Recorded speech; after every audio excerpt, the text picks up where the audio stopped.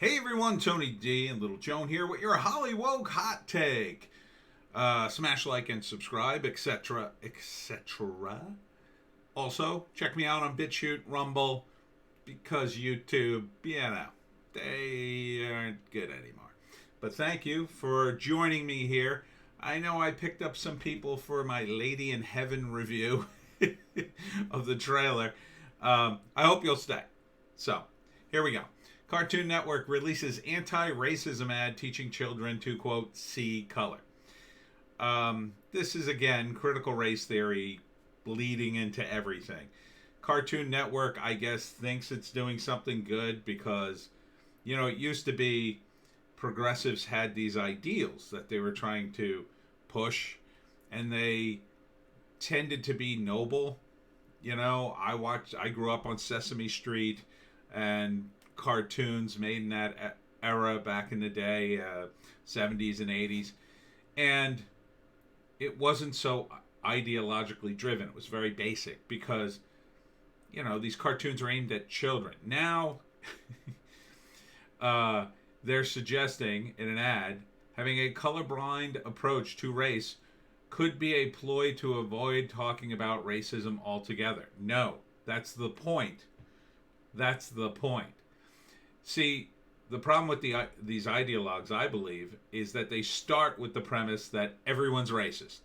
Everyone's racist, there's racism everywhere, and we have to address it immediately.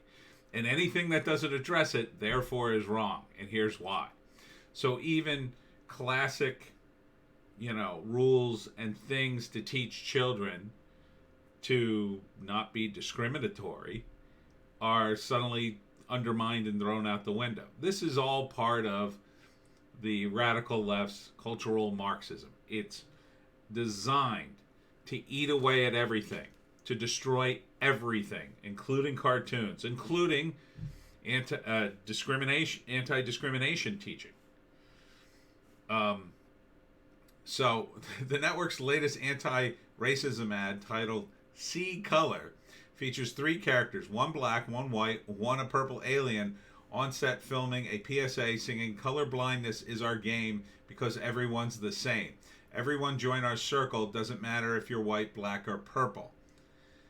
Hold up a minute there. Who wrote this, says the purple alien, stopping the song. I think it does kind of matter that I'm purple. I mean, I'm purple because I'm literally an alien. Well, I'm not an alien, but it definitely matters to me that I'm black, says the black character. Yeah, it makes a difference that I'm white, the white character's ad. I know the two of us get treated very differently. See, it only matters in their world because of the message. It doesn't matter that one has different reasons for being proud of their color or whatever. So this is just another excuse to teach leftist nonsense, essentially. Instead of just teaching children, hey, treat everybody the same. See how happy they are singing the song, and then they stop it and say, oh, no, wait, we have to think about this and tear it to pieces because obviously everything's racist, right? Continuing, I think it's just messed up to compare me being an alien to you two being different races. You're both human. You're both totally biologically the same, the alien elaborates, adding purple people into a lesson about human racism that makes no sense. The white character reacts by stating that she believes people use the black, white, or purple phrase because adding a fantasy race in there helps distract from actual racism black people have to deal with. This is supposed to be a cartoon for children. I believe this is part of the Steven Universe characters. And it's aimed at kids. This isn't like the late night stuff when they did Metalocalypse and Rick and Morty and stuff that's a little bit older.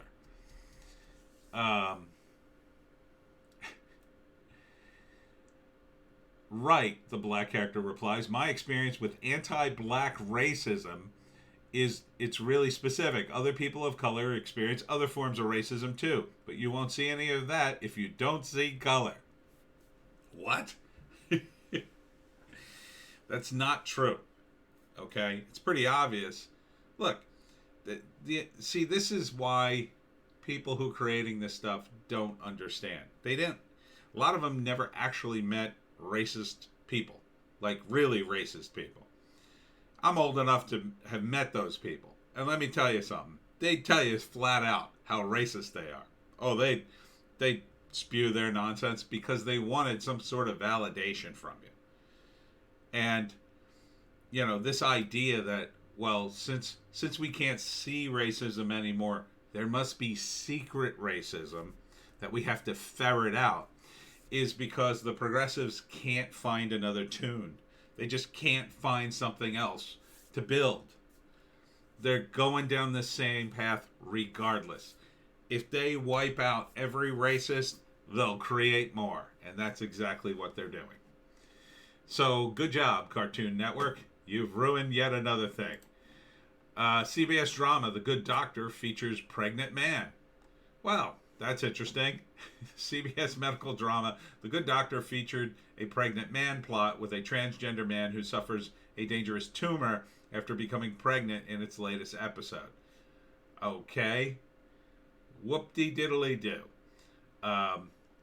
Fortunately, you haven't ruined this show for me, CBS, because I don't watch it. So, the story of trans patient Rio Gutierrez, played by trans actor, because, you know, it would have to be a trans actor, Emmett Presidio enters the hospital to be treated for a pituitary tumor. During the exam, the doctor laments that admitting computers are messed up because the software assigned the patient's gender as female, which she actually is biologically.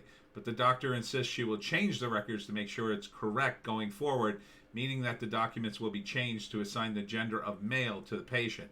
But accidentally showing how dangerous such a change would be in real life, the episode goes on to find the character's tumor growing at a faster rate because the patient is pregnant, and an operation is needed to save the patient's life.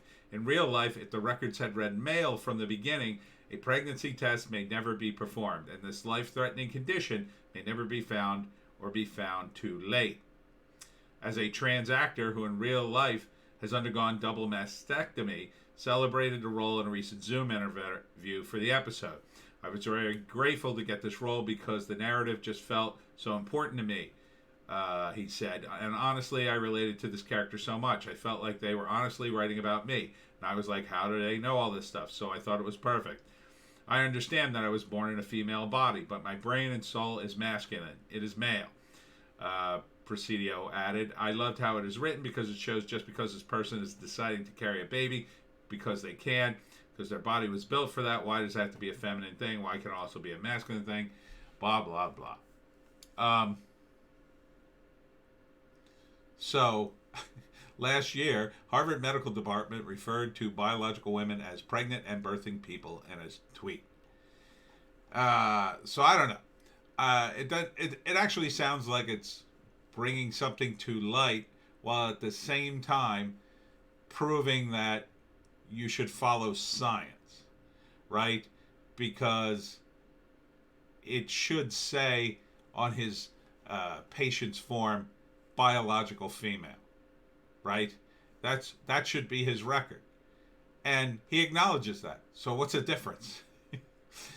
It's catering to people. I think the left has developed this idea that the world has to revolve around them, that everything has to be catered to them, whereas the right does the opposite. You have to cater to the world. You have to live in reality. The left doesn't want to live in reality. You cannot change sexes. You can be trans, and if you want to do that, that's fine with me. But this illustrates why doctors should just follow science. Yeah, they could be, polite, and if the patient wants to be referred to as he and presents masculine, sure. They're going to call him he. It's not an issue. What is an issue is what goes on the record, and they illustrate right in this episode, I'm going to change this in the computers. And would have killed him. Is that what people want? Are you willing to die just to have your gender correct in the records? I don't think you are.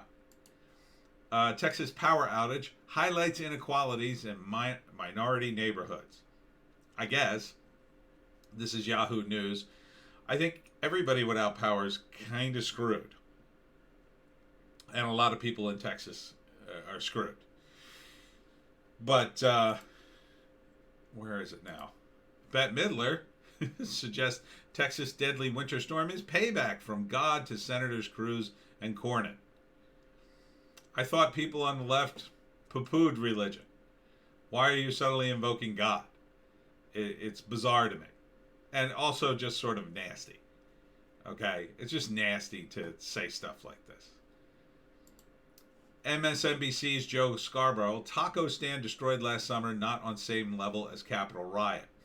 What he's referring to when he says taco stand destroyed last summer, he's referring to the George Floyd riots that lasted 8 months and burned down a bunch of cities and businesses. It wasn't just one taco stand. This is controlled opposition at NBC. I mean, Joe Scarborough essentially, he's living on the leftist station. He's just like when Fox brings out the lefty. He's just a punching bag. He just says, crazy stuff. This is nuts. I mean, he's actually, comparing 8 months of rioting that destroyed billions of dollars worth of businesses and people's lives to the Capitol Hill riot that was pretty stupid and did some damage, but I don't think he compared it to. But this doesn't surprise me because he was a politician and these guys worship the state. Prominent leftists respond to Rush Limbaugh's death with a flood of gleeful hate. Yes, Rush Limbaugh passed away yesterday. He was 70. He had lung cancer for a long time. I wasn't what you call a fan. I always thought he was a bit of a blowhard, but he was on the radio a long time. A lot of people like to listen to him. But to pile on when the guy dies, like the day he dies, is a little much. Like, you want to go back and like a month or two and say, well, Rush Limbaugh is dead and blah blah blah. Maybe, but it seems very disrespectful. So here's Daniel Summers, MD. Rush Limbaugh was a terrible human being in life, and I refuse to abide by the convention that his death absolves him from criticism for his legacy of bigotry. No one said it would if he had a legacy of bigotry. I listened to very little Rush. I wouldn't call him a bigot. I would probably call him a conservative. He's pretty conservative. I mean, again, these people don't know what real bigots are. I mean, the real bigots, man, they'll tell you stuff that'll burn your ears off. Danielle Compamore. Just thought I'd remind everyone that one time Rush Limbaugh said, you know how to stop abortion? Require that each one occur with a gun. Just because. No reason at all. None whatsoever. I guess. I mean, I don't know what you're trying to say. Mike Cernovich, pay attention to how they speak of Rush Limbaugh today. That's how they feel about you. So Mike Drucker. I mean, a lot of these are just, they're obscure people. So I wouldn't, most people aren't doing this. Seth MacFarlane's very, very left. And he had Rush on his show a bunch of times on Family Guy. But here are the guys who are really digging it in. These are the hardcore lefties. Amber Tamlin, R.I.P. Rush, Rotten Purgatory. Childish. David Cross, cancer killed the cancer. Again, I mean, another comedian who's just kind of allowing politics to ruin his comedy, in my view. John Cusack, never speak ill of the dead, the poet tells us, but the truth demands the recognition of some facts. Besides Murdoch, there has been no more destructive a practitioner of the big lie for profit in U.S. history. I used to think Cusack really had his finger on the pulse because he was very anti-war. And who knew that he was just another guy who was just anti-right. I don't think Rush Limbaugh necessarily was pro-war. He said a lot of stuff I disagreed with, but, probably during the Bush era, but I just don't get this. These people, like, they're just attention. They're so starved for attention. Rosanna Arquette, it's a real shame when someone wasted their lives spewing hate and lies. What lonely, sad, and empty place it must be at the end. Yeah, to come on Twitter and look for attention. Ron Perlman. God. Ron Perlman, man, he must really, really want some attention. Me being Hellboy and shit, and having spent so much time in Hades, I would like to extend my deepest sympathies to the poor devil who would no doubt have to spend the rest of eternity with Rush Limbaugh. It was almost funny, but not really. I mean, we weren't actually in hell. Bette Midler, of course, Rush Limbaugh has gone to his reward. I'll bet it's hot. Ha ha ha. Billy Eichner, he was a horrible person. Honestly, Rush would have loved all the hate tweeting about him today. Hate was the brand. No, he was just conservative. Billy Baldwin, enjoy hell. George Takei, I guess I'm grateful he lived long enough to see Trump defeated by Biden. Yeah, you know, I'm often surprised by George Takei's takes because, you know, seemed like a smarter guy than this, but Larry Charles, Rush Limbaugh is dead. Rush dead matter? I don't get that one. Ethan Embry, don't know who that is. OGAG, oh, the Adam Goldberg. Of all the inappropriate things I've read about Rush Limbaugh today, this by far is the worst. Or the lowest. Senator Rand Paul, R.I.P. to the legend and a patriot, Rush Limbaugh. Not many people could say they revolutionized and stayed at the top of an industry the way he did. My condolences to his family. Oh, dear God, no. He said condolences to his family. What is wrong with that? What is wrong with you? POS, Michael Rappaport, of course. What? Okay, some kind of cartoon. I really don't get Michael Rappaport anymore. I don't know that guy, and I don't know that guy. So, you know, some of these guys are just jumping in on the bandwagon, I guess. They haven't gotten the memo that 75 million people aren't on board with this shtick anymore. And a lot more are getting on board with Trump. They want the country back the way it was. They realize the left has gone too far. But I think a lot of the celebrities are isolated from it because they're rich, because they tend to spew a lot of leftist stuff. I mean, you know, these guys will get a pass, you know, until the communist revolution comes, and then it's like, oh, more rich people, you know which wall you got to stand in front of. So, they don't see down the road. They're doing great. It's hard to see that.